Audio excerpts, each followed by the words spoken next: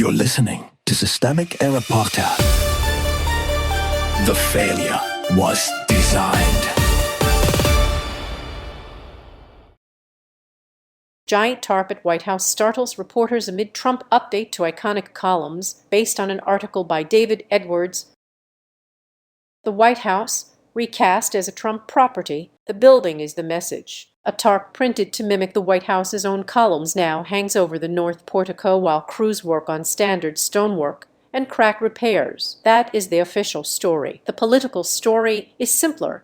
The sitting president and his appointees are treating the country's most important public building as a redesign project for personal taste, with the scaffolding hidden behind theater. Repair as cover. This is not just maintenance. Trump has already said the White House looked like a ST house, and his allies are now floating changes that would replace the North Portico's Ionic columns with Corinthian ones, the same ornate style Trump favors at Mar-a-Lago and in his planned ballroom. The repair language is doing public relations work. It makes a power move sound like routine upkeep. Who decides? The institutional power sits with Trump, his appointee heading the U.S. Commission of Fine Arts, and Interior Secretary Doug Burgum, who is helping launder the project into something respectable. The people on the scene can describe the tarp. The people with the authority are the ones deciding whether the White House remains a historic public structure or becomes another Trump-branded surface. Misdirection by design. The framing here matters. When Trump says columns are falling down and plaster is falling off,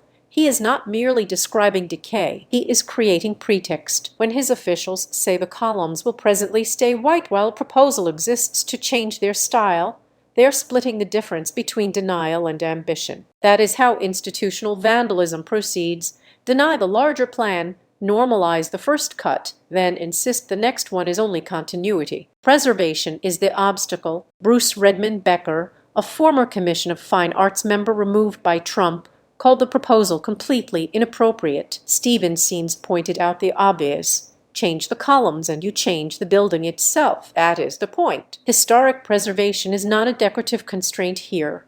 It is the barrier between a republic's shared architecture and a strongman's decorative ego. The larger pattern. This is part of a broader Trump pattern in Washington.